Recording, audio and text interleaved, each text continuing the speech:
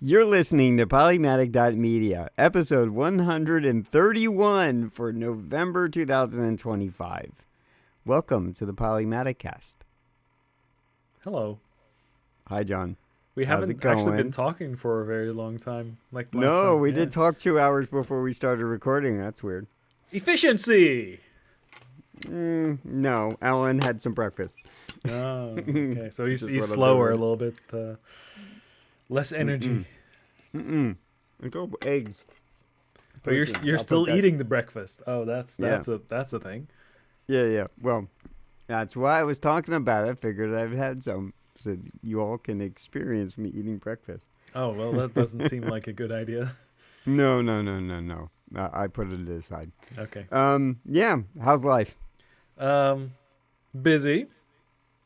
Mm-hmm. I've just finished we just had an interesting experience at work, but I'll tell you more about that off air. Yeah. But, Okay. yeah, it's been a busy couple of months, and finally stuff is starting to become more, I don't know, relaxed, I guess. So Yeah. I don't. That's not the case for this time of year for me. Like things don't slow oh no, down. the stuff is still happening. It's just more of like I care less. Oh yeah. I got you on that. At work my boss is sort of leaving, and I have a new boss coming in, so it's sort of an interesting dynamic that's changing at Uh-oh. work. Yeah, and then because of all the holiday stuff, so I have like two bosses now, two bosses and the same director, obviously. But yeah, so that's sort of an influx of crazy at work. I mean, it's not crazy; it's good. I think good things will come from all of this shifting. Yeah, I will miss my old boss. She was great. Yeah, I don't know about you, but like historically, it's been rare for me to have a boss that's like deeply technical and also well informed on the business domain. Just completely understands the business and the issues, and also is very technical. And my boss that's leaving and the boss that's incoming they're different, totally different people, but they are very deeply understanding how the systems work and they're technical. That's a rarity, isn't it? It's a rarity. Well, Yeah. I've been working for the same company for 20 years, so So- I'm still I think it's now 20 years ago that I was Wow. going through the job interviews. I think it was in December. No, maybe end of November. Yeah. So I think But November 15th. I've been working with the same people for like right, for the 20 whole years. time, yeah. And so it's the same dynamic for you no matter what. Yep. So November 15th will be 30 years of working in this career. Not this so you're job. gonna become an artist. No. No. Retire. In the U.S. economy today, there's no chance anyone can retire wealthy. Not a given chance. It kind of depends. So if you go and screw over a lot of people, then you can retire rich. Yeah, I mean that's the capitalist system in the U.S. Yeah. Yeah. That's the way that system works here, and I mean I don't know. My perspective is it feels like that's the same where it works everywhere. Not really. Oh, I got stuff. Sorry, Amazon kicked off. Oh no. I got stuff. Do you need to go pick it up I- before it gets No, porched it's pirated? not gonna get snatched. Okay, you want me to do it right now? All right, you want to see what I got? Sure, go ahead. Hold on. I'll wait. Hold on. We'll wait. I'll have more of a discussion. What are you doing? Not clappy clappy. So this time I do not have a camera to look at, so I cannot see what he's doing. So I don't know. We shall see. At least this fan is not making any more noises, because that was terrible. So we wait.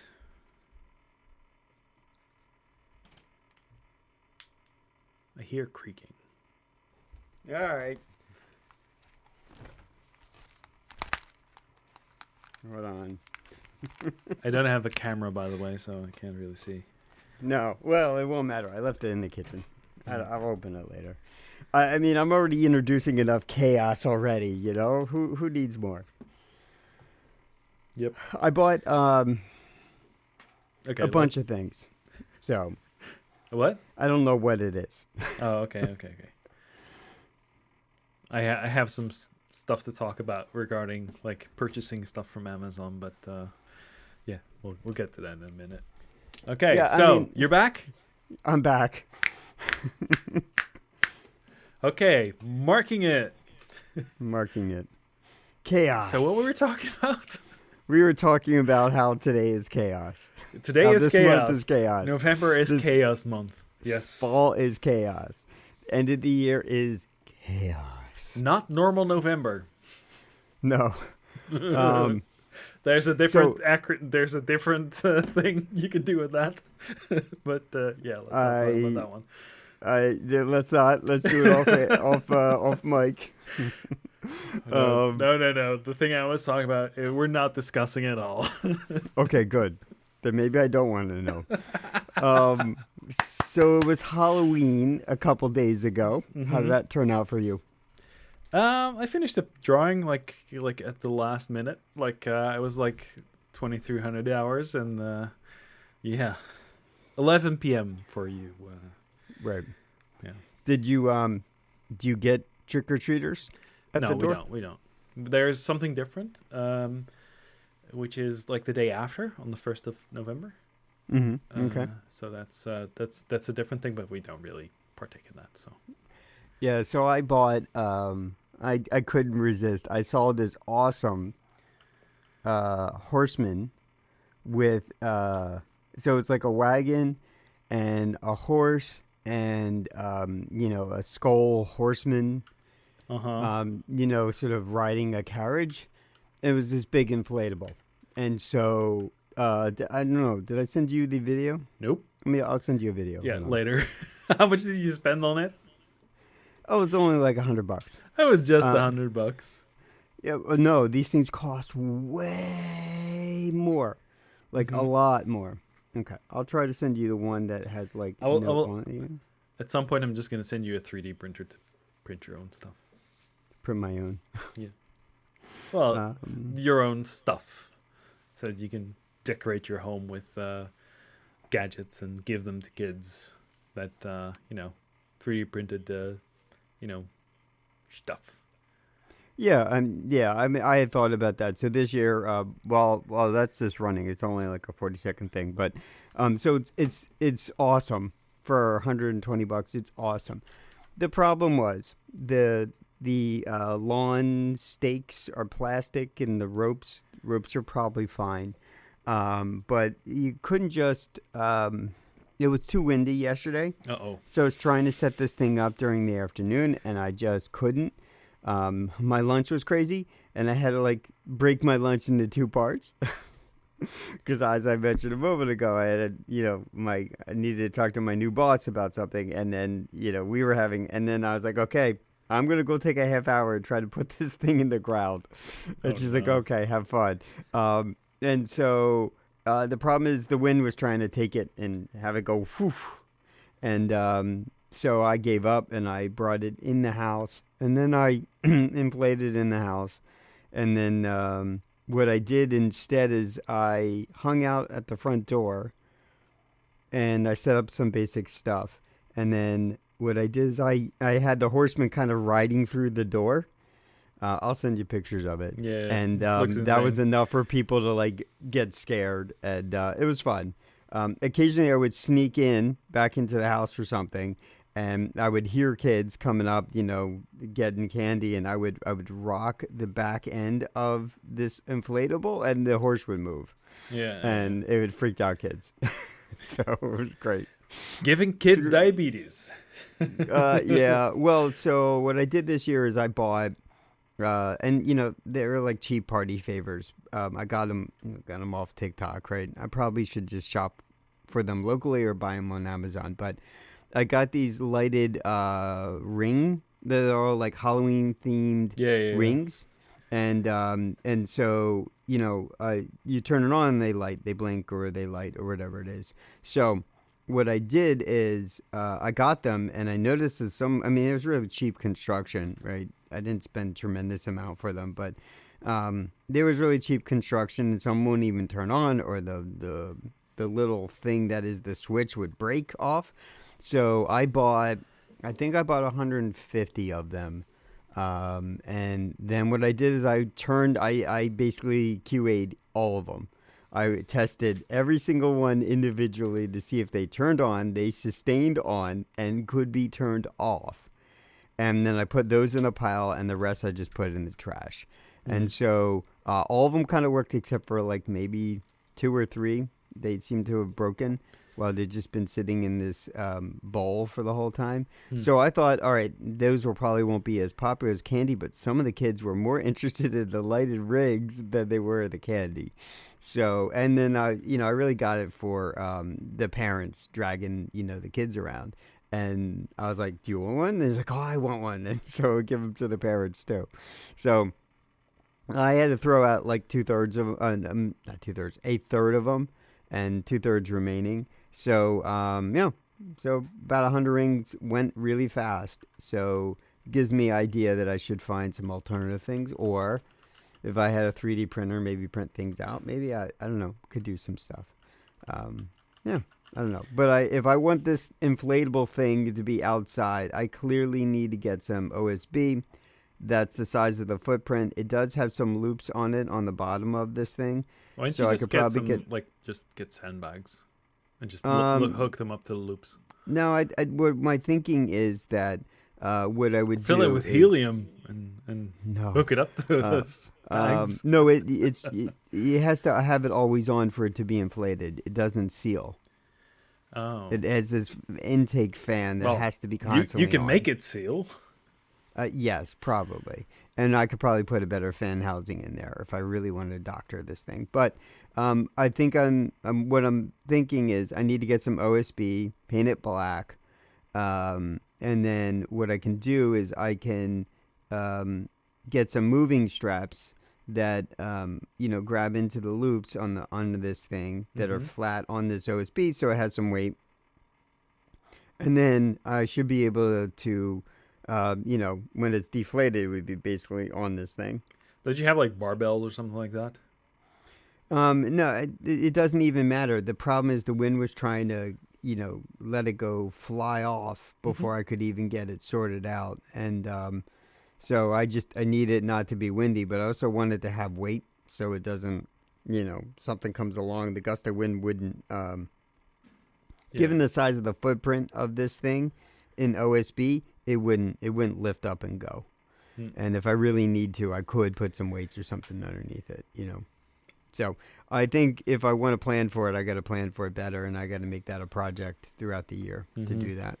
Prepare for next year, but have WLED and stuff installed and have it weighted down. It does. It has LEDs. If you watch the video, yeah, but I mean WLED. So like the application, the thing, like an ESP32 in it with controlling the LEDs and stuff. Yeah, I don't know how the wiring works on this thing. It's all obviously internal. Well, so you can take it apart. No, I did. This thing is so thin. It's just enough to inflate it. I wouldn't be messing with it, because then I don't know how I'd repair it. You know what I mean? It would be a waste. I would wash out the $120 that I spent trying to do some fancy stuff. I probably could put some other stuff underneath behind these devices, behind the areas. I think if we would live close together, you'd be like at my house having me fix these things on a regular basis. Yeah, I don't. Hey John, is there a thing? Can you fix it? Yeah, I would not recommend you move to the U.S. at this No, point. I wasn't planning on. I know. Anytime at all. You are very much. I'm not leaving. I'm very happy here. Yeah. We had so 2 things regarding what we just discussed. I fixed my 3D printer. I was having issues where it wouldn't stick to the bed. I was so frustrated. I was like, okay, I'm just gonna throw it away and buy a bamboo lab for like $100 for like $1,000. I was like, I'm done with this shit. I don't want to deal with this anymore. So, I lowered the Z height, the Z offset down a bit, Okay. so it more negative, and then it stuck to it perfectly. And now my prints come out perfect. And I'm Yeah, like, I mean, I'm so frustrated that I didn't do this sooner. I still have to clean the bed with some isopropanol, but it works fine now. It's great. So that was pretty nice. so is that? Are you saying you're a fan of a bamboo? No, Okay. but it's like the easy doesn't cost a lot of time to set up a printer. Right. Mm-hmm. Like if I wanted a good printer, I would just get a Prusa because they're European, so I can just and easily get them, and they're probably cheaper than a bamboo, but they're also better. They're just better.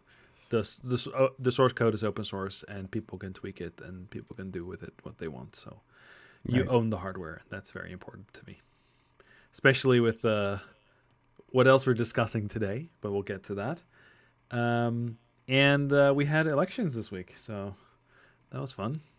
Yeah, ours It's is so much different than in Tuesday. the US.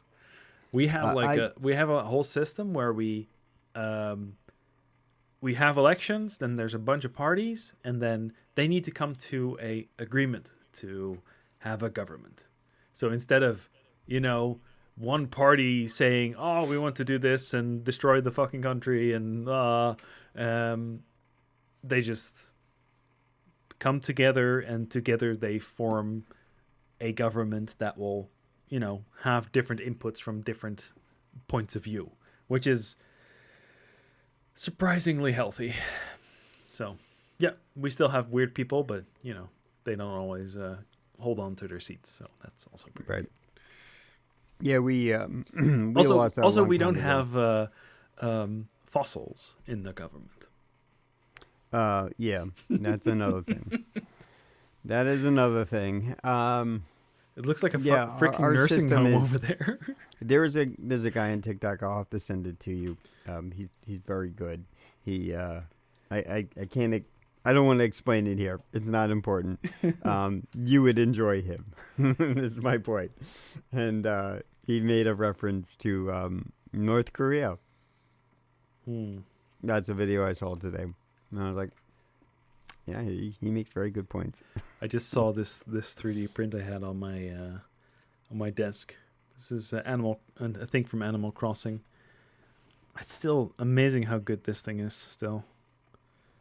I've not opened Animal Crossing, and my Switches have been sitting there on charge this whole time.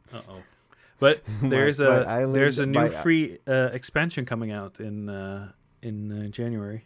Didn't they come out with a second version of Animal Crossing? No. Or am I getting that wrong? Okay. So so I'm like thinking, what do they know? Like last time this happened, when Animal Crossing came out, we were in the middle of a problem. So what do they know for 2026? Well, that they need to get this product in someone's hands before they have tariffs for software games. I mean, what does Microsoft know? They're basically nuking their whole game system, right? They're nuking their whole OS. It's that insane. too, I guess. It's insane what's going on with Windows at the moment. I'm getting to the point where I'm like, okay, so my next PC will be built somewhere in January, February. I'm thinking I should just run Linux from now on. Just be done with it. What Just is switch. it that Or get a Mac. Canva came out with? What's this thing I've been hearing about? Affinity. Affinity, Yeah. which has all this free stuff that's supposed to be basically It was the Adobe biggest middle replacement. finger to Adobe I've ever seen. Mm-hmm. Then, so if I was to combine that with a new system and DaVinci, I could probably just let go of Adobe stuff. I am also looking at ditching Adobe. Don't let them hear it, but maybe they're still listening in. We're recording on the Adobe software, but the only thing I use it for is publishing, for books, and for Audition. Photoshop I don't use anymore. Yeah, I mean, only at your request am I using Audition, right? Otherwise, I'm mostly hardware. Did And you see the I just new edit with Audacity? Audacity. What about But it? there's a new Audacity, which has Okay, like so editing with like similar to how which one does so it? so there was Dark Audacity, which I switched over to a long time ago, which was forked. And I've not updated it for many reasons, but also Audacity got sold off to a company that I don't necessarily trust. Yeah, so they are working on Audacity 4. It doesn't matter. Before Dark Audacity forked off, so the guy who wrote most of the project stuff, most of Audacity, he's like, well, I'm in disagreements with the other founder, so he left, or so basically created an early fork of Dark Audacity, and then he just inverted basically the look and feel of everything, and then he created Dark Audacity. And then Audacity decided to sell themselves off to somebody not very trustworthy. Yeah, I saw recently a video of like a group that's doing redoing Audacity. Oh, okay. Okay. So we're currently Yeah. working on Audacity 4, means the entire new UI and refactoring aplenty. As such, the master branch is currently not friendly to new contributors, which makes sense. So I don't know what Audacity 3 is like. So I don't know. I don't know either, but I It's think GPL what v3, so it's basically very terrible for you if you are a closed source developer. I as I understood it roughly was that this company was coming in to buy. They bought it. It was sold, and the intention was to put malware stuff into it. Hmm. And so I was like, well, I'm on Dark Audacity that's been forked off and is completely separated, so I'm not worried. And that serves me. It doesn't need to be updated right now. Yeah. Well, I'm gonna be making a switch to open source soon enough. The people, what's that called again? Will Smith and Brad something from Tested? from Tested and those giant bomb kind of people. Yeah. They are doing a lot of Linux stuff recently. So I think Will Smith and somebody else, Dual Boot Diaries or something like that. They're switching over to Linux. Mm-hmm. So it's kind of fun. But I'm looking at either switching over to back to a Mac for my artwork stuff, and then just keeping one of the PCs for PC gaming stuff. But that's about it, right? So and then everything else is running a Unix, Linux. So yeah, that's gonna be interesting. Removing the Windows, the Microsofts, the Googles, the other stuff. So slowly but surely, de-googling and Microsofting and de-appling my existence. Yeah, well, you saw what Linus and Luke went through on that, so I don't know. I don't really follow Linus Tech Tips anymore. I mean, I have all the for the record, things. I don't follow that other guy, Tech Jesus, either. So it's just. Oh, I don't never followed Tech Jesus or whoever that guy you're talking about is. Okay. Well, I'm like I catch some stuff sometimes. Right. But yeah. There are still. I still have people that I'm subscribed to in YouTube, but if I'm not interested in the video, I don't even click it. I just skip right over it. So that's how I treat a lot of Linus Tech Tips stuff. Like I'll occasionally watch the stream or I'll watch it after the fact because I want something on in the background while I'm doing other things. Yeah. But most of the stuff that if I'm doing something at my desk, like making a video or doing something, I need my sensory inputs, right? And I can't be distracted by a 15-hour podcast, right? I just can't do that. Just listen to the Polymaticast. Yeah, that's right. The last one was long. Yep. Yeah. So yeah. So you were you interrupted me during the start of the podcast about for getting some stuff from downstairs from the Amazon elves.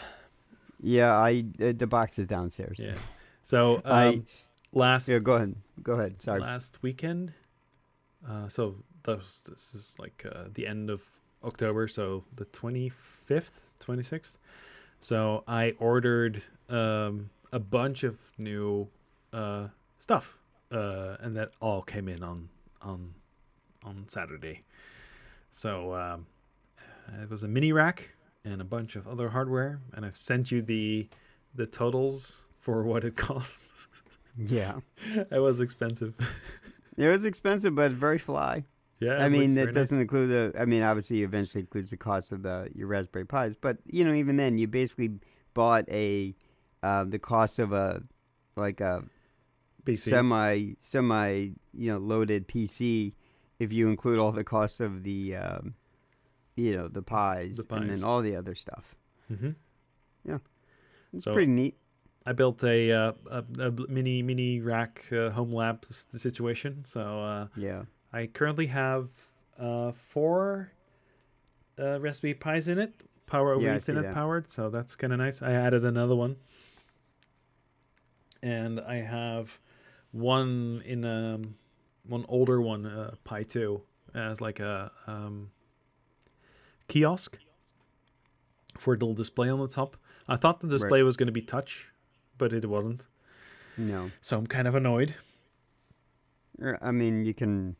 Is it a self-contained unit? Can you replace the display with one that is? Sure, but then I have to spend another $60, and I don't want to spend another $60 on this. So I'm just gonna see if I can use it somewhere else as like an extra display for something. Maybe put it at the office or something. Oh, But I'm gonna replace this with an actual touch display, of course, because I kind of want to be able to move the mouse and touch on things and whatever. But so far it's been fun. I've been playing a lot with like um,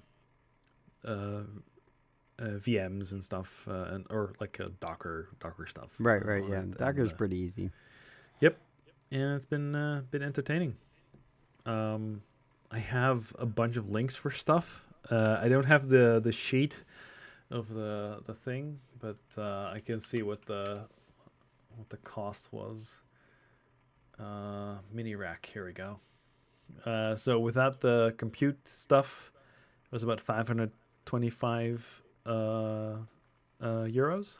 So it's about 600 USD. And with everything in it, 1800 USD. Yeah, which is about the price of a nicely loaded Yeah. So computer. there were lots of pies in there and lots of Mhm. like switches and stuff. I still need to buy like a new enclosure for 2 hard drives. I have 2 4 terabyte hard drives that I want to put in there. I was looking at one of those N100 motherboards, and you can buy a tray for this case Mhm. for an N100 motherboard, like one of those mini ITX ones. But I'd still have to get a power supply and blah blah blah. That's all stuff I want to, not spend money on right now because that's a lot of money. I Yeah. already spent a lot of money. So, but it's been fun. I've been moving stuff over to self-hosted environments. I've been was it?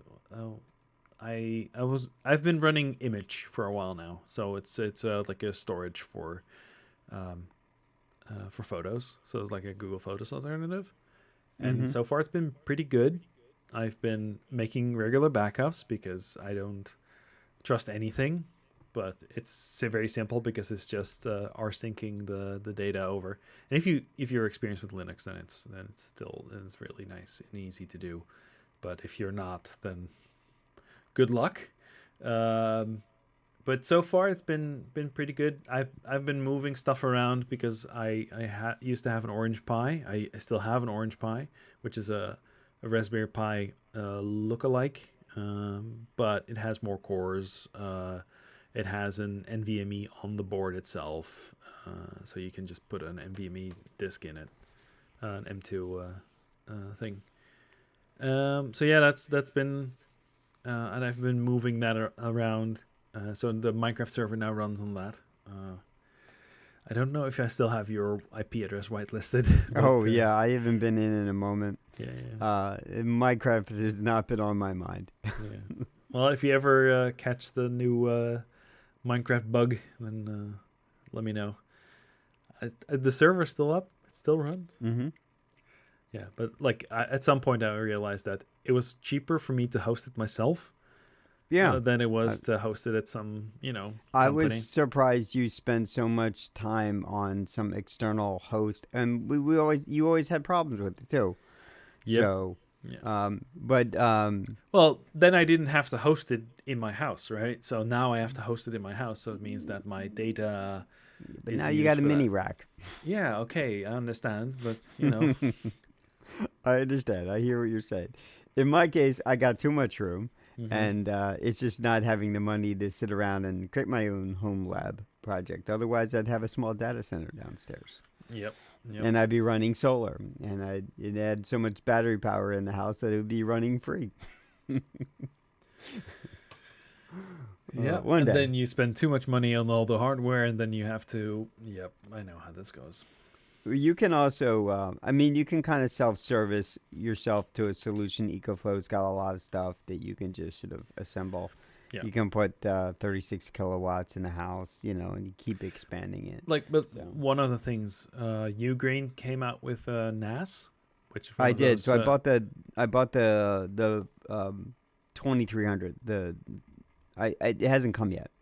Okay, so So. Ugreen came out with a NAS, Yeah. which allows you to put like just hard drives into it and like Yeah. 2 NVMe's, Yeah. and you can just put your own NAS OS on top of it. But it's also a very good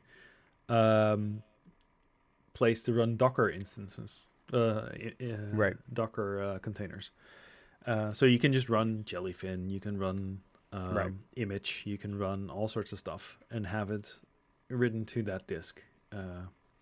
And that's an interesting setup. So I'm looking at maybe getting one of those Greens and then putting So I something got the like 23. True NAS on top of it or something like that. Yeah, I got the 2300. And then I was looking at drives the other day, and the thing is, I want to max it out, right? But then that's still another $1,000 out to get 60, Iron Wolf 230 So the gig, 30 terabyte. DH2300? Yeah, that's the basic one, the bottom line. It was with if you know what the coupon code is, it was $170. Okay, because there's also the 2800, which Okay. is like 2 drive bays. You can just put 2 drives into it. Yeah, no, the 2300 I think has 2 drive bays in it. Yeah, but they don't eject basically. Oh, that's fine. I don't care. Yeah. You open it up, you put your drives in. It's not like I'm going to be swapping out drives every day. No. But that's what they all look like, these NASs these days. I know. And yes, the other ones were, you can swap it out pretty quickly. But look, I'm not going to put my most special things on there. I just want to be able to have a NAS in the house. I've been wanting it for a while. Synology was just to buy a Synology without anything in it was still several $100s. Yeah, I wouldn't recommend a Synology now. Well, yeah, because it's as you were sort of complaining earlier, Bamboo, it's very closed, right? And so it's quality, but it's closed. Yeah. And so you take issues with that, then there's your issue. Me, I take a little less issue with it. I'm not so worried about it, right? Because by the time I get to that point of view, I'm probably going to want new hardware, and then I make a different choice. You, however, it's like, I gotta have my pitchfork right up front. Gotta have it exactly the way I want it. And I'm just like, I'm not into that. Oh, the thing is, the 2300 is an ARM-based one. And the 2800 is an Intel, so it's an N100, and so you can more easily run like stuff. Got it. For I didn't make x86. that decision. I was like, less than $200. All right, I'll buy the thing, and then I'll deal with the drives later. Yeah. I don't know if you can get an OS for it that's not the Ugreen OS. Right, and I'm fine with what that comes on. I'm just trying to put a NAS on my system so I can connect a Home Do you know Assistant to it, if the and then I can 2300 put my music and stuff on it, and then I can better take use of Music Assistant via Home Assistant. I'm just to have something that I don't have to have being like taking up USB ports and stuff on my exact system. Yeah. That's it. I'm just trying to achieve a basic NAS and having the functionality of that in the house and not at an exorbitant, cost. Right? That's it. I'm not looking for the most perfect high speed, RAID system where, like Yeah. I'm not doing enterprise level stuff. I'm just Well, doing basic things for Alan in the house. so the 2800, you can put more memory and stuff, I think, right? So the ARM one is everything is on one chip, so Yeah, basic. again, probably fine for me.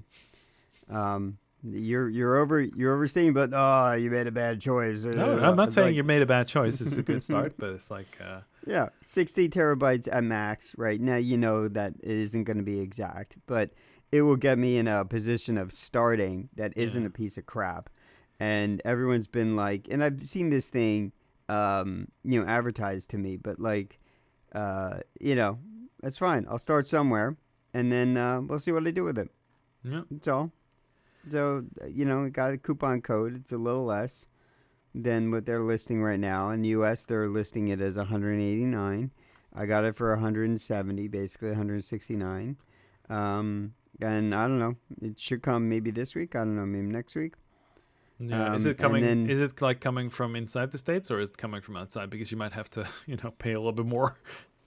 no, it gave me a number of 5 days on it. And actually, let me go look. I can go look it up. Hold on. Because if it comes from outside of the United States, there might be some extra cost involved. Everything is coming from outside the United States, so Yeah, but usually there's that like a argument is in between step, nullified. which reduces the amount of money it costs. Yeah. Okay. Amount of Ordered. import fees you need to pay. I bought so much stuff through this. Just show me the orders, could you? I had a bunch of packages coming in on Saturday. Was it Friday afternoon, and oh no, it was Saturday morning. Yeah, Saturday morning, and I was like, okay, the packages are arriving. I knew that he was coming, and he rang the doorbell. I was like, okay, I'm gonna run towards the door, and then I slipped, and then I hurt my arm pretty bad. It looks nice. It looks okay now, but it was like really, really, really messed up.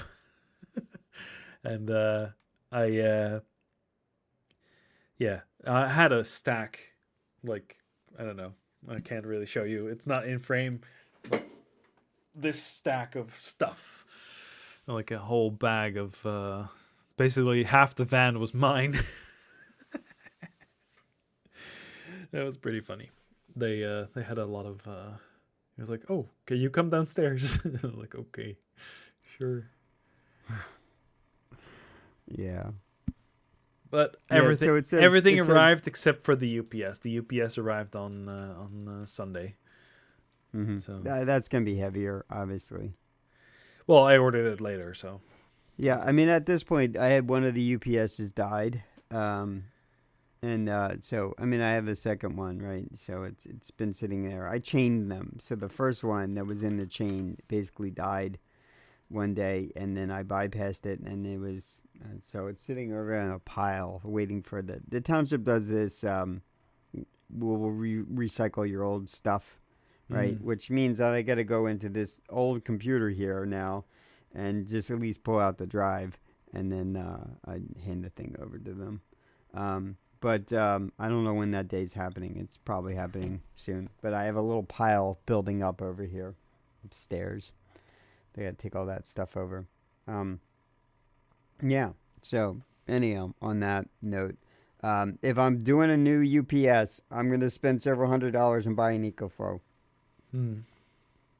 I'd rather just have an EcoFlow up here an EcoFlow downstairs, in the basement, with all the networking gear and stuff. That on that, like, typical only a few $100 UPS that goes in your, next to your computer. All that networking gear is probably fine on that for hours. But up here, to run it on one of the sort of the beefy thing that I have over here, it didn't take that long. It's like 45 minutes, and then everything died. So I'd rather just have like I don't need a Delta Pro, but like a Delta or something just sitting here, EcoFlow Delta, and that's plenty. There's like at least 2 kilowatts or 3 kilowatts in that thing. Like, that's plenty.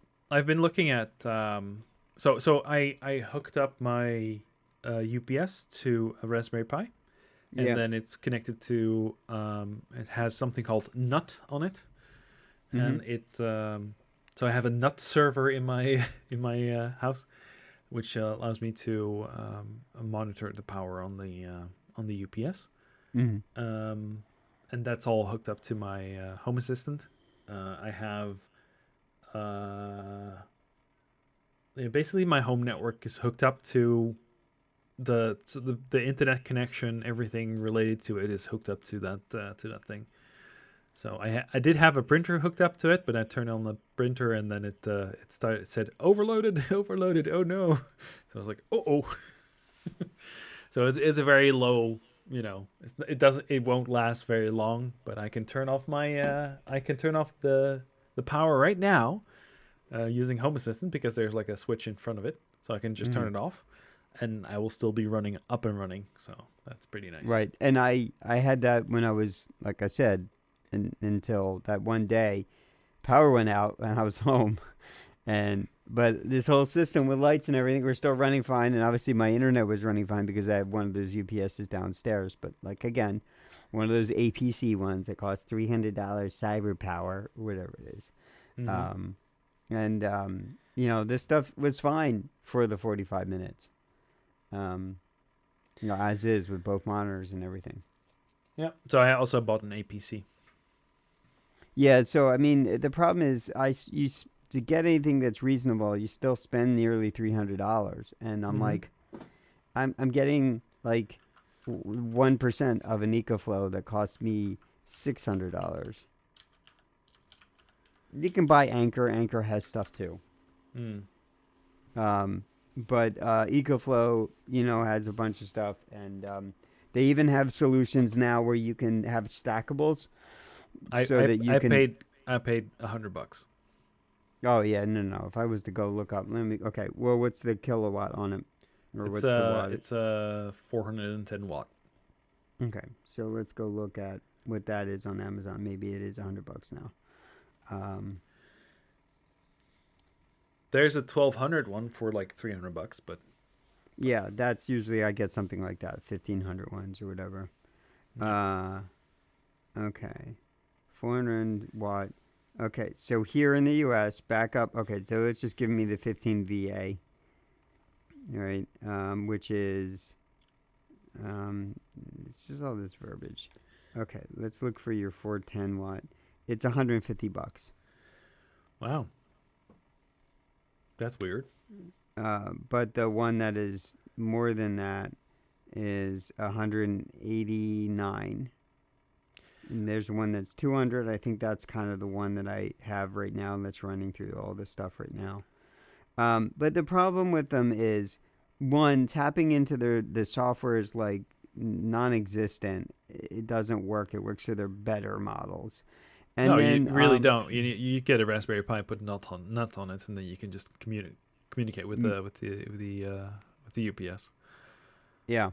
But then the other part of it is like the display. Like, it's really just sort of antiquated. It doesn't have a display. Huh? This one doesn't have a display.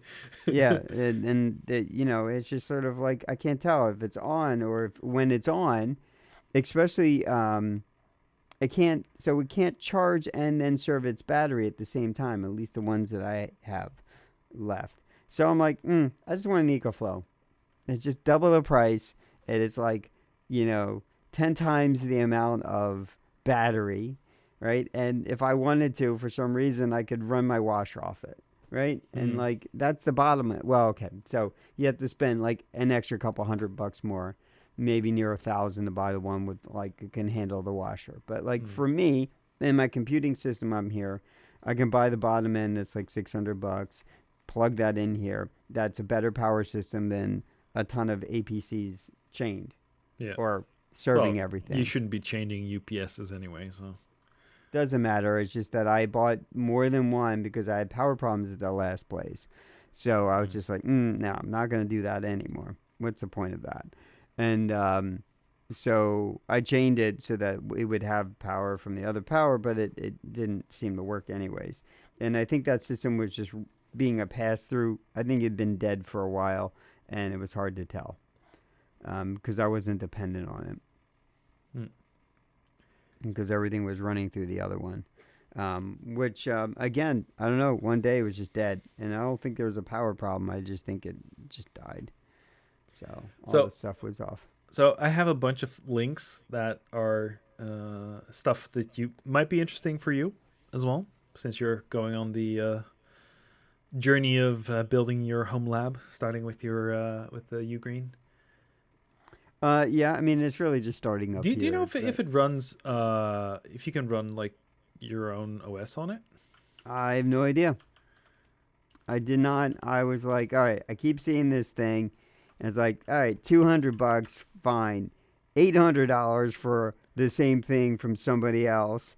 Like, no, not gonna do that. And then I Mm. gotta put drives in it. And you always are trying to push on me. I'm like, dude, that's a $700 bay that doesn't even include drives. And then start sticking drives in, and you gotta start accounting for if you want anything of any reasonable quality and size, there's several $100s a pop, and then you multiply that by 8, and now here I am. Like I'd rather just buy a new PC. Yep. And I was just like, Yep. you don't Yep. understand. It's great. Yes, I would absolutely value this. It would solve me from buying, hundred My dollar question like was not as externals. much about criticizing you, more about can it do it? Could it be a solution, right? Right? Yeah. Because I've been looking So at the 2800, but if I just want like an NFS mount for my network stuff, right? yeah, Then that's the exactly what that will do. The 2300 will be perfect. It will not give yeah. you much. As you sounds like what you're saying is it's not going to give me a lot of control. But from a beginner stance, just adding something in the house, I it's think you're solid. misunderstanding what I'm saying, but that's fine. Yeah. So like the next one it advertises to in the on the website is the 4800 plus. Yeah. Can the 2300 have its OS replaced? I have no idea. Hmm. I don't have it yet. No, okay. I was just asking, but I looked Yeah, it up. I did. I Apparently, you didn't can run. I didn't go do deep research. I just know that this is seem. I mean, I was getting hit up on it with when it was in Kickstarter, Hmm. right? When they were trying to. So I hate that companies do that. They yeah, know they're going to build a product and then they try to fast forward it by Ugreen should getting a not be doing stuff on Kickstarter.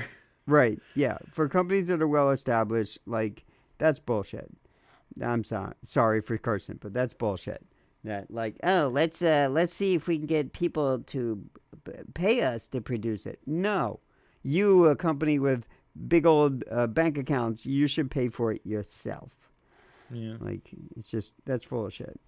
Yeah, so the 4800 plus, yeah, we'll do all the cool stuff, but it starts at a $600 thing for Well, 4 bays. the Ugreen 2800 is 2 bay. It's like $300, but that's the Intel one N100 one, so you can do Right. like your own stuff on And it. so this So one, basically, this 600. is just a souped up Raspberry Pi. Basically, what it comes Yeah. down to. That's the hardware. It's like Uh, similar to what I have for the Orange Pi, I think, that I used to run mhm. the Minecraft server on. So I was looking at it. Maybe it might be an option because if you have something like Unraid or something like that, you put that on top of it. You can get more access to like the hardware and run whatever you want on it. Because the Ugreen OS is like it's still a very unknown thing. We don't know how long that's going to last, and Synology has been out there for a while, and you know what you can do with them. I have a Synology NAS here that only just after 10 and a half years, or like 11 years, it became end of life, right? So I have one here on my desk here that is just no longer getting the new version of the OS, but it still got an update like last week. So there's something to be said about for one of those. It's one of the ARM machines, right? So I cannot run a normal OS on it, and from what I can see is that Ugreen does allow you to run your own custom OS on it, so that's kind of nice. Yeah, and because for the first one, I'm probably not going to do any of that stuff. Synology is just a pain in the ass. Being able to run your own OS on top of it, like if for example you say, oh, in a couple of years I want to use this just as a network storage, and don't want to use the Dropbox replacement stuff for it on it anymore, or just run it on something else, you can just reuse it. That's pretty nice. Like compared to what Synology does, where like you have a lockdown OS you cannot update anymore. Yeah, I was looking at the 2800 and I saw I didn't even notice that was there, and let me go see if I can still see it, because I didn't see anything like that. The 2800 people were running like because it's just an Intel machine, right? And comes with I don't know how they did it, but you can just install, I think it has a mini GPU, like a low power GPU on board, so you can just run your own Jellyfin and stuff like that. Yeah. But so I like the fact that they're opening it up and not being closed off. So that's pretty good. Yeah, I'm looking at it right now. Yeah, I just didn't buy that. That's where we're at. So I didn't but that's what I'm buying next month. So that's the plan. Anyway. I didn't even see it. I just sort of was looking. All right, what are the bigger ones? Right. I know that I don't need an 8-bay right now. No. And more importantly, I was looking at Iron Wolf Pro drives. I don't know what can go in that, right? But even then, that's still $600 just for a 30 terabyte. And if I want to do two of them, that's $1,000. You want a 30 terabyte disk in it? I think. Well, I mean, I want going through terabytes around here with backups and creating stuff all the time is not hard for me. I have some of these Western Digital ones. Before the bad times. Yeah. But a 7200 6 gigabyte sustain rate Iron Wolf Seagate is still $600. Yeah. That's expensive. And if I want two of them to max it out of 60 terabytes. Have you looked at what the OS supports for because the memory in this thing is like 4 gigs. So is there like what kind of like storage does it? What kind of is there like limitations for partition sizes and stuff? Because usually when it comes to like the lower power OSs, you run into trouble with the with stuff not being able to. Oh shit! I dropped something. I should not be running over with my a chair, but like if you have low amount of memory, you cannot like for example I think it was TrueNAS or something like that, where you had to have like a percentage of your memory basically is used for buffering, keeping track of storage. Yeah, so I was wondering if you had looked at what if there's like a limitations for the storage you can do, and what kind of like redundancy, like so for example one of the drives fails, do you lose all your data, or are you doing no idea, man. Okay. Have not had it yet. It doesn't tell you much on the site. I have not gone down Reddit path. I haven't gone into geek mode about it. I just said, you know what, for under $200, right? For $170, I'll buy the hardware and then I'll deal with drives later. I don't have to be a princess and get 30 terabytes as one drive times 2 in it. I mean, I could do something lower, but I know me. Once I set it up, I'm not gonna want to mess with it. I'm not gonna want to swap it out and whatever, because once I start putting important things in a single place on it, I don't want to have the inconvenience of being able to I'm probably gonna just go get couple drives. Even 40 terabytes is probably fine for a starter, right? So that gets more reasonable. Are you running through a lot of storage right now? Yeah, I mean, I'm putting everything on, being redundant on, 5 terabyte or 10 terabyte drives, and with all the high quality 4K footage and stuff like that coming from the documentary, there's a lot of stuff. It piles up. The podcast doesn't take as much up, but still it takes up some room. And more importantly, like the other day, I was copying stuff from one drive to another, and it took hours, and I went to bed. Right? And I want something that it's not so much as that I want to be able to Raspberry Pi to the Home Assistant, to be able to talk to something anytime, so I don't have to turn a computer on for things to be, accessible. To play music. Right. And if I want to put all my stuff plus all the AI song generating things I've been doing, like somewhere else, right, aside from Dropbox, like I just, I want it where I don't have to have a system on all the time. Yeah, or to be able to run pay stuff out of the or hand in half your paycheck in services that you need to pay for. Right. And also, I'm not in the torrent game, so I'm not doing what other friends do, which is they have every freaking TV show that they want, and they have every freaking movie that they want coming in through all the torrents and build up on a system where they spend, probably collectively over time $10,000 in hardware to have some shit on that is just, churning that through they'll the never power watch. bill. So no. When we're at in Jersey, no. They're just pulling up or someone's VPNing into their system, and we're watching. Stupid things. Like they like to play,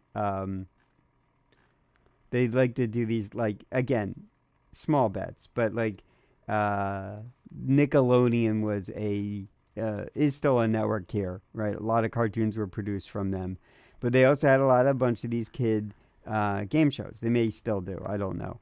And they had, these things like, you remember, so here in the U.S., we had something called America's Ninja Warrior, or whatever it is. These sort of complex things that that are tough to go through. Like they're massively tough jungle gyms. Yeah. Right, you know what I'm talking about? And so you have to go through the gauntlet or whatever it is. So like, it got picked up by a particular network, here, and it became America's whatever. Ninja something. I don't know. I forgot. It's not important to me, but it's fun to watch. But before all that, there was a kids version of it where they would have to rock climb up a mountain thing that's got like foam and it's just it's a bunch of kid event things where they have to like gauntlet their way through stuff, and it's a kids competition. So I forget what it's called, but there were a bunch of them, and so the group is like, oh, let's all right, everyone, you place your bets. Who's for Team Purple? Who's for Team Blue? Who's for and then they all put like $1 in or something like that, and then they've never watched the episode, and then we watch the episode, and whoever wins the pile, and it's just like, I would never, even if I was torrenting that stuff, I wouldn't torrent old Nickelodeon game kids shows. But also, that stuff was running when I was, beyond someone who would watch that. Yeah. Double Dare was the one that was happening a lot out here. Double Dare was what it was for my generation Hmm. for Nickelodeon. Okay. Yeah. But I still have like a bunch of like movies that I ripped that I Right. have on my stuff, and I installed Jellyfin and I hooked it up to an NFS Yep. mount on my And Synology NAS, and I then want to do that, but I just don't. I don't have a TV in the house, and I'm comfortable with that. yeah, yeah, I but don't. I it's also more don't of have like a couch. I I don't could have a couch to sit down and just like lounge out and watch TV. I can't. My brain doesn't work that way anymore. I can't just turn off. I have to be doing 90 things every weekend. but this is more for me to have like instead of having to use a streaming service, I can Right. just turn Right. it on if in the background or something like that. I Yeah. have a bunch of like old show episodes and stuff like that that I Mhm. still have.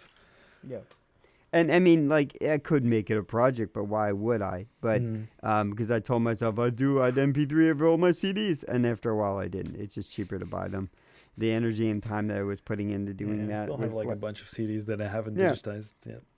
yeah. Well, And the same thing goes with all the DVDs and Blu-rays. And yeah. they're just like, yes, I could, Matt Pyson, but I don't have 5 billion years to do that or the patience. And he's Yeah. like, but I'll do it. And I was like, great, you do it, man. It's just like, I just don't have the patience for it. Yeah. Don't. I still have like a bunch of like anime DVDs like from like Bubblegum Crisis and that kind of stuff. Yeah, I got all that shit, and then I inherited a bunch of stuff from the club. Yeah. I gave most of it away to Matt, whatever he wanted. Same thing with CDs. Yeah, I still have I think I have a Blu-ray drive here somewhere that I can play. Oh, I got rid of USB. all my Blu-ray player, all that stuff. I got rid of all that stuff. I gave it to Vic, and I gave it to Matt Pyson, and including the VCRs. I gave that stuff away to other people that like want to hold on to that equipment. Give it to Red Letter Media.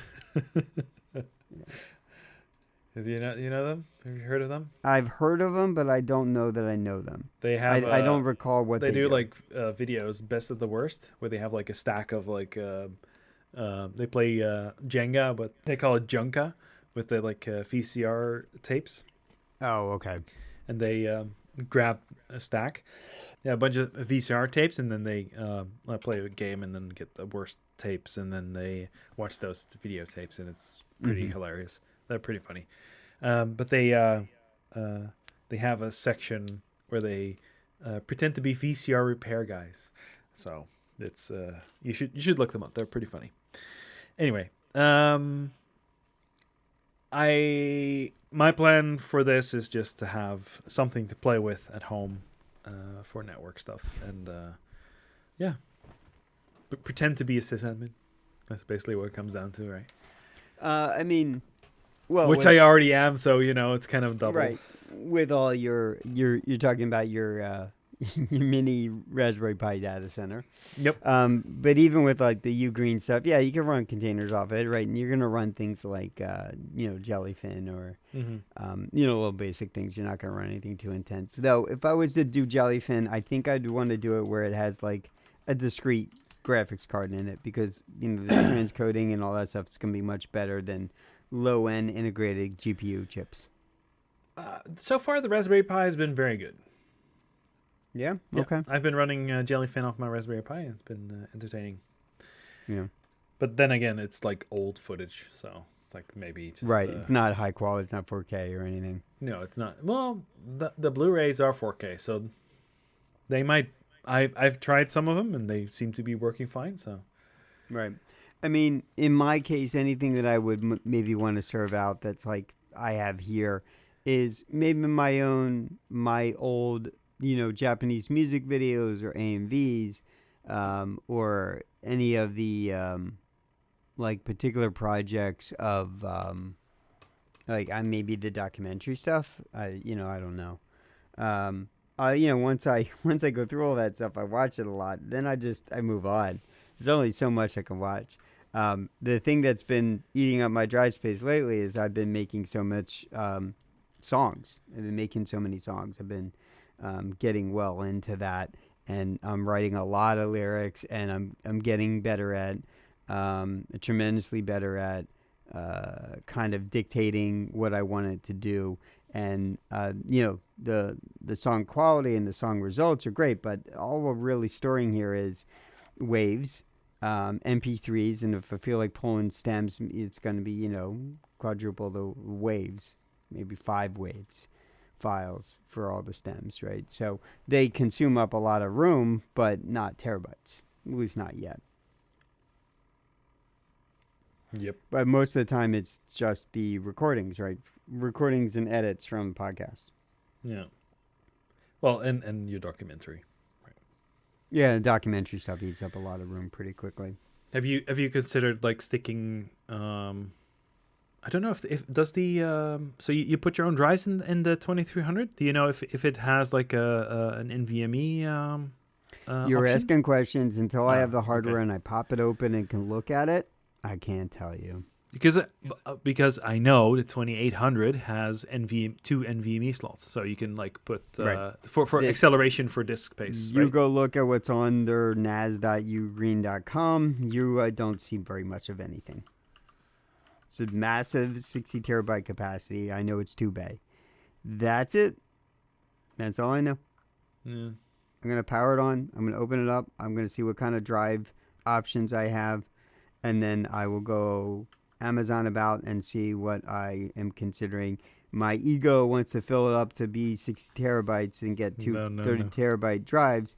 But that's a big, massive outlay of cash. Yeah. And I don't know that I need it. And, if I only put 40 in there, okay, so let's say do 40 terabyte. How much is your current up. how much is your current media library? I have no idea. Okay. You got multiple portable drives, terabytes each a pop. Yeah. So collectively, no, it's not going to need 40 terabytes, but it's not about what I have now putting on it. It's about what I want to store in the future. So for now, even 40 terabytes is plenty, but I don't need to max out its capacity at $1,000. One, where's $1,000 coming from, right? Yeah. But also, even in that respect, it's a good starter NAS. That's it. That's what it is. Is Alan going to be running Jellyfin on it? I don't know. Can it do that? I don't know. Right? I know the fancier ones can. That I know. It sounds like to me what you're saying is the 2800 is where it starts. But look, at this point, I need something. I don't need something. I would like something, right? And I'm not going to be connecting up to my TV to run stuff of it. Probably could. I have this touch screen 23-inch monitor that's just been sort of sitting there doing nothing. I don't watch. I've hooked up the Chromecast in the past. I don't watch anything on it because I got to kink my head up, right? But it's good if I want to run Music Assistant and it's running, music there. Yeah, it's fine for that. So, and all this said and done, I don't know what I'll do with it. I'm really just going to use it as a drive system. Yeah. I start with maybe something like a little cheaper than a 32 terabytes. But I don't think they even make 32 terabyte Iron Wolves Pros. They make 32 terabytes, not 32. They do. I was looking at them last night. They have different. Seagate has all kinds of different series, right? They have ones that are enterprise level. I don't need that, right? I don't need AI. I don't need AI drives. But if they are the size and the quality and the sustain rates and what I'm looking for, then that's perfectly fine. It's funny. They're only doing 72,000 RPM. I remember many years ago when I was building my editing rigs, I got 15,000 RPM drives, and they were fantastic. They were super fast, but we didn't have the same mem or caching, stuff that we have today. So maybe, I don't know if it can upgrade easily, right? This is more meant for like people who start out with a NAS, right? So this is what they do. So maybe they have like an easy upgrade system for like hard drives. So if you for now start with like 8 terabytes or something like that, and then upgrade later to something more bigger. Oh no, I definitely would. I definitely want to be over 20. No, you can't. I cannot. All the terabytes. I have one drive that's like 10 terabytes, and I've already nearly filled the thing. Oh wow. So no, I wouldn't. 40 is fine, which means that probably $800 instead of $1,000. But again, when I'm making that, pull that trigger to buy that stuff, one, I got to know if those drives go in, right? So there's that. Oh, the I got to bigger have it first. I heard that the bigger drives are actually a little bit thicker. So Yeah. So I have to know that it is a NAS proposing that you can do NAS things, right? Great. It's not NAS for a consumer. It's a NAS. Right now, they're not selling this consumer version to an enterprise, right? They're not doing that. are you going to go? This is 2-drive, right? This is 2-bay, yeah. Yeah. Okay. So are you going to go for like a like striped, or are you going to go for are you going to duplicate the data to 2 like mirrored? Am I doing RAID 0 or RAID? I Well, don't know if I haven't made the decision yet. I don't even how have the valuable is drives. your data? that's more right. of like It's like how important. I'm still gonna back it up onto these like lower end, portable drives, right? Just to have. But I mean, at some point or another, I told you my goal was I want some high storage on for things that are accessible so that I can access them from without having a dedicated system on all the time. Well, your home network is on 1 gigabit, right? What, 1 gigabit in the house? Yeah. Yeah, I had them run Cat 6 through the house. Okay. The Cat 6. I don't think you didn't understand when I was asking for Cat 6e, but it doesn't matter. My point is that so you can go to 2.5 gig. Probably, yeah. Are you gonna stick it in the basement, or are you gonna stick it upstairs? I'll leave it right next to the Raspberry Pi for now. Oh, where's the Raspberry Pi? Is it upstairs? It's sitting right here in the corner on the back side of this PC, sitting on this L-shaped side of the desk here. Okay, so it's pretty. So close when I need to where you reboot the Raspberry, when the Home Assistant goes, "Oops," which is in the last 2 years or whatever, has only happened a couple times, I can literally just go to it, pull the plug. 1, 2, 3. All right, I'll check on it in 10 minutes. Yeah. It's much easier than me having to go all the way downstairs. It's also because you have a home network, but it's not in the entire house, right? What? You have connections everywhere, but you have like a switch downstairs or something? I have a switch downstairs, and then the what's wired from downstairs up here, right? There's Ethernet in most rooms. It's in my bedroom. It's here. I think it's in both the bedrooms. It's not in my washer area. It's not in my fridge. I don't have any LAN spots up on the first floor. But your washer needs to be connected to the internet at all times. Yeah. How else is it gonna send you advertisements? So I had him put it all to all the bedrooms, and he did that, and it works, right? And that's it. And so most of the data center stuff is up here, and then in the basement, and then anything else I'm doing through mesh networking. So I can extend LAN with the TP links because I have it meshed out to the mesh is running out all the way into the garage. Yeah.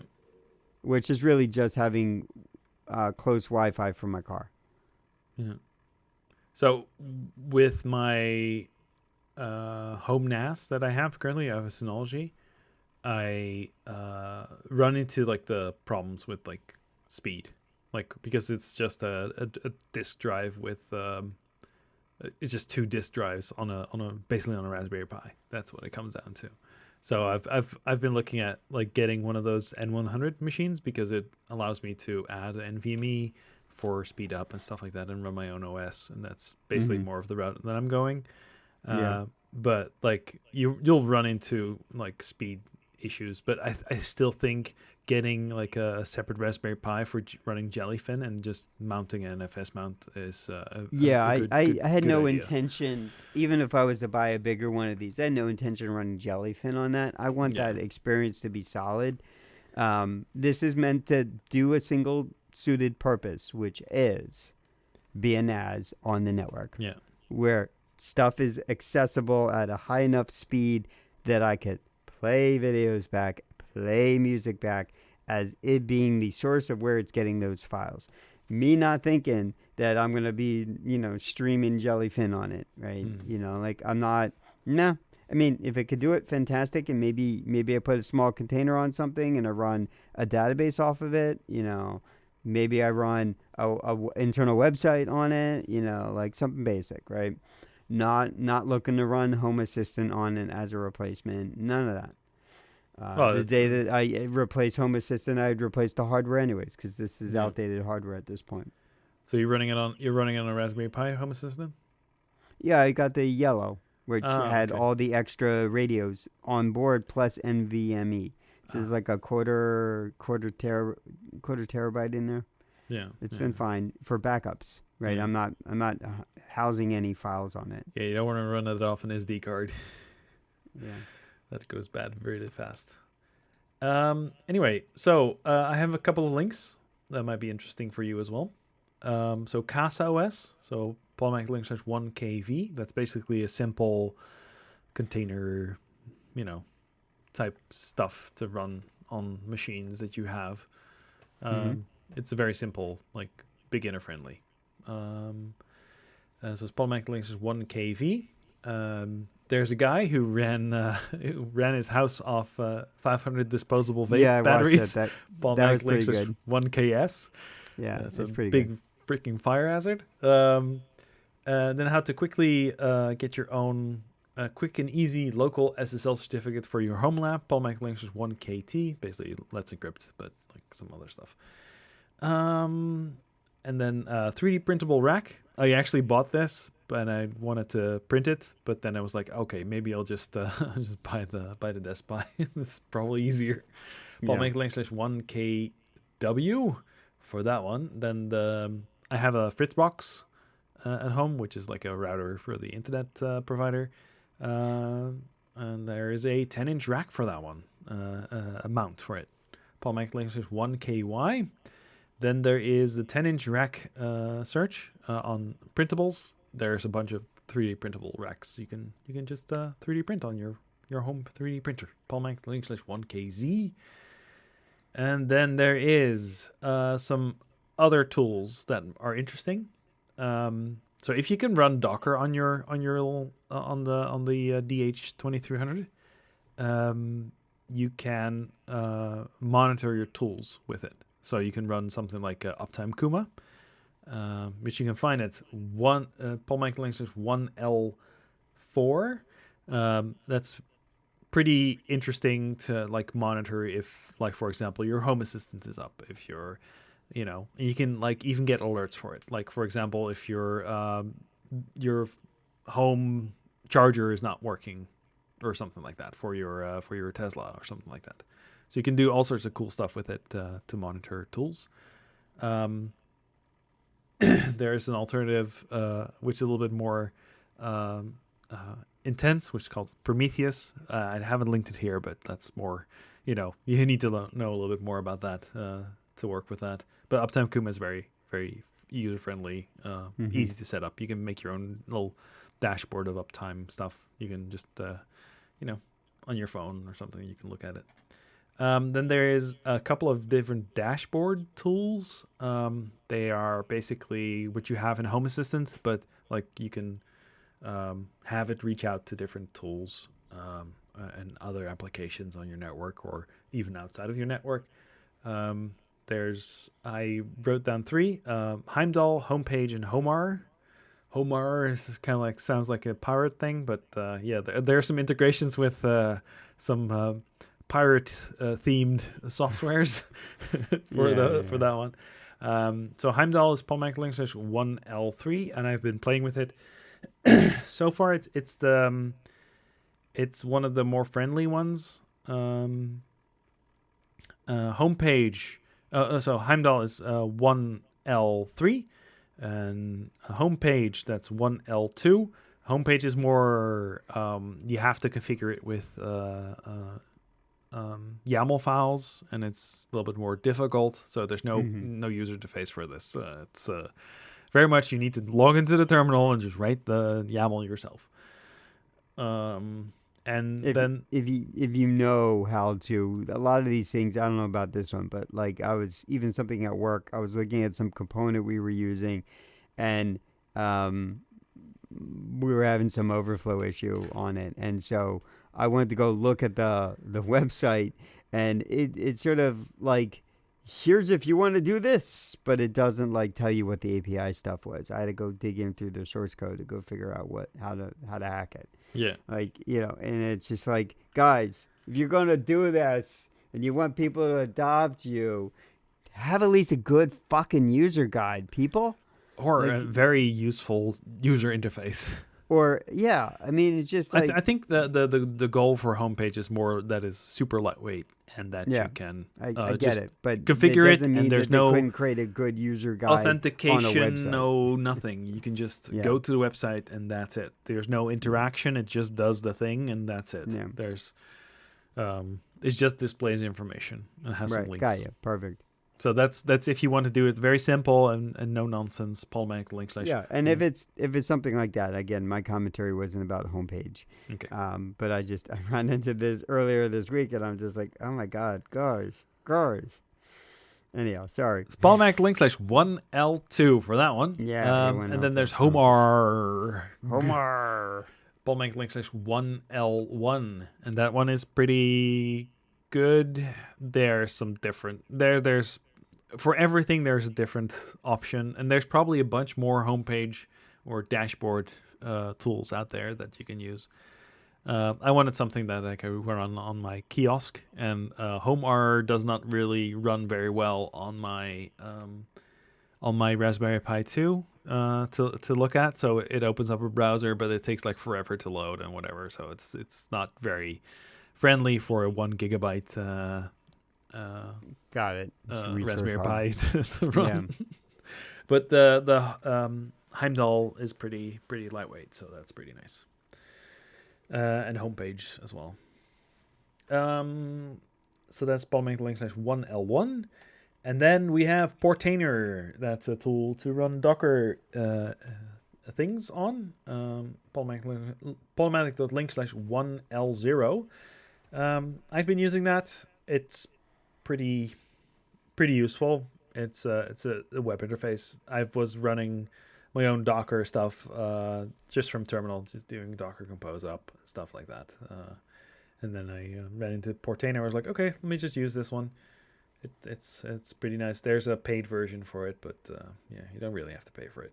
It's for my home. For my home, it's fine. Mm-hmm. And then there's the section called John Hates on AI.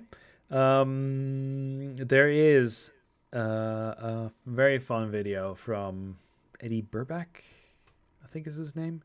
Polymatic link slash 1KO. ChatGPT made me delusional. And he goes in, he follows whatever ChatGPT tells him. So he says he is he's trying to regain the intelligence when he was a baby. That was a very smart baby, and ChatGPT keeps reinforcing the thing. Now they recently made a change to make it less less so. Yeah. So there were some other videos recently that were also talking about it. They made a change to make it harder for people to trick it into giving it how to make biological weapons. But apparently that's still possible and still very fucking scary. Yeah. So, okay, there's a tangent there, but I'm not going to go on it. I will just say that, like, out of curiosity, I went to Gemini, right? Because I got, new Pixel, and they give me let me link Gemini Pro. Let me link the video first. Polymatic link slash 1KO for that one. Yeah. Yeah. So I went just out of curiosity, and I was just like, all right, who's the oldest, who's the first anime podcast? And so it listed one, and I go, that's incorrect. And then I started, talking about OG and blah, blah, blah. And then I didn't give it a lot of information. And it goes, yes, you're correct. Thank you. And it's like, yes. And, and it started listing about our history, but it went and pulled up our whole history, and it was giving actual detail. It wasn't just reinforcing bullshit back at me. Well, Gemini currently tells me that it is anime in America. Okay. So it's not really... what, for Otaku Generation? Yep. I was explicit. I said attack generation with single word. Oh no, .net I said what is the first podcast. anime podcast? Oh, and it said, what did it Uh, say? it says early and prominent podcast, anime in America, Anime Addicts Anonymous, and then a bunch of other stuff. Yeah, which is not a single one of them were around when we started. Yeah, I It just was gave it a basically me, I gave and it a then thumbs down. it was basically me, and then, well, like OG, but basically me, and then I don't know, several months later, it was AWO with Daryl and group. Daryl, Gerald, and Clarice. I think it's Clarice. Okay. And then there is a video called The Horrifying World of AI Slop. Polymatic link/1KQ. And then a good video from Hank Green with pretty much an expert. Polymatic link/1KR. ChatGPT isn't smart. It's something much weirder. And it's kind of terrifying to realize that even the people that are, twisting the knobs, fine-tuning things, really have no idea. And just guessing. Yeah. And that's terrifying. Yeah, and that's why, and I don't think that's what's going on at work. They really want us to adopt AI tooling, and definitely on core repeatable things. Like if you need to set up unit tests of that are pretty core repeatable things, it's great for things like that.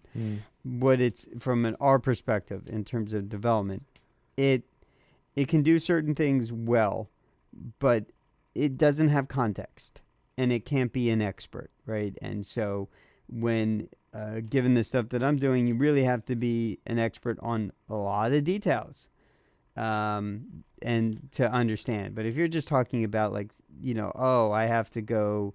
I now have to add a new dependency injection reference on these 73 constructors. Right after you do the first 5, yes, you can let it do the rest pretty quickly. Well, it's very, very straightforward, and it follows me and it builds on understanding my logic, but it has to let me establish the logic first before it gets in the way, right? And so I've said to my boss and other bosses in the past, I said, yeah, I wouldn't hire it even at a junior developer level, right? It can understand stuff really well, certain ways, but it is not a replacement of humans. Right. It's totally not a replacement of humans. And I don't think my boss has that philosophy or does the company. But Yet. But they do understand that, a bunch of those things that someone in accounting has to do that takes hours on end to set up a report, it can do it fairly accurately because it's very structured, it's very well defined, and it's very core and repeatable. And in things like that, AI tooling can be really useful. But I wouldn't let ChatGPT vibe code me a video editor. It wouldn't do a good job. Anything related to security at all. Yeah. Okay, there's another video by CoffeeZilla, The Gambling Epidemic. Polymatic link/1KP for that one. Yeah, it's pretty... Yeah, but I mean, couldn't you tell? I don't know. When I was looking last year, I was getting a reach out, and the number wasn't right anyways, but I was getting a reach out by Caesars Entertainment, and I was like, what would I be doing? Oh, you be building, and I'm like, I'm not. Nope. And the number wasn't right. Number wasn't good enough for a gambling company. They should be paying that person who's coding all that stuff way more. But I was just like, nope, can't do it. And DraftKings, I mean, there's so much. I hate it so much. The fact that it's everywhere, and then you'd be surprised what celebs or YouTube people are just like, DraftKings, it's money for me. I just no, I can't. I'm not into it.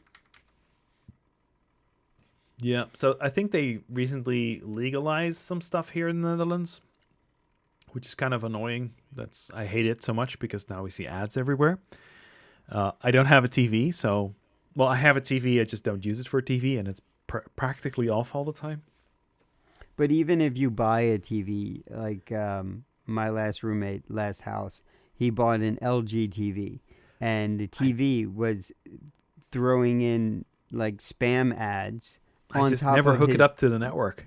Yeah, the TV stuff, which had all kinds of spam ads, and so I just I had to go out of my way to go into super secret menus to turn all that junk off. Yeah, that's terrible. And the fact that you buy that hardware and they're still making money off you. Yeah, this is exactly why I like, if I were to buy a new 3D printer and a more expensive one, I would buy a Prusa because I own the hardware. Right. And the Bamboo Labs, I have no freaking clue. And they've already been being dicks about it, so yeah. Anyway, so then there is something. What happened to Japan? ? Polymatic.1KU. So there was a bunch of videos. I even saw this video that he's referring to. It's a guy called Abroad in Japan. Yeah, I follow him. Yeah. Yep. So he had a video about some other influencer who was making videos, rage bait videos, basically, about how terrible stuff is happening in Japan and whatever. And I see this on occasion. I see videos about the Netherlands in a similar fashion, and it's kind of funny. It's like, this is not the experience that everybody else here has. So maybe fuck off with that kind of stuff. They're basically trying to rage bait. I think that's the best description. Yeah, there's a lot of not forthcoming people, right? Yeah. And if your center point for information is TikTok or YouTube, okay, so it depends, right? So the quality range on YouTube, right? No one cares to be doing that as much anymore. They'll put that on TikTok, Yeah, because that's the easiest way to, and or it will spread Snapchat. fast enough. Yeah. Anyway, I'm going to be adding some LED lights to my my rack tonight, I think. Yeah. Need to get some 3D print some frames for it, but yeah, gonna be fun. Playing with this kind of stuff is very entertaining. I did put a one of those WLED, like a ESP32. Mm-hmm. No, actually a 86 something. It's like the one at the other you can use WLED on. I don't think for Right, long yeah. anymore, but It isn't just exclusive to yeah, ESP it was a 32. little bit cheaper. So I had a bunch of them. So I have one of those Adafruit ones with like a when you can put like a addressable RGB LED matrix on. Well, I saw it running on the side there. Yeah, in yeah, your yeah. video. Yeah. So I have I have a whole box full of like those matrices. So I can put like an entire wall of those matrices on the side. Don't pimp your rack out. Don't pimp it out. Pimp my rack. I mean, you could put a live stream on it to have people pay for ads, and you can WLED. I don't think that's a good idea. Pimp out your rack would be Times Square. The side of the case is reflective because it's acrylic, so I don't think that's a good idea. Yeah. But yeah, I think we have a title for the episode: "Pimp My Rack." Pimp my rack. Pimp my mini rack. We heard you like LEDs, so we stuck LEDs in your LEDs. So you can LED while you LED. Yeah, something like that. Yeah. So, Alan, where can they find you? Yeah. Wherever you like. You can find Alan at Polymatic.link/Alan. You can find me at Polymatic.link/John. For feedback, you reach us at podcast@Polymatic.media, and I should really check that email address at some point. And our website is Polymatic.media, where you can find all of our links too. And hope you tune in next time.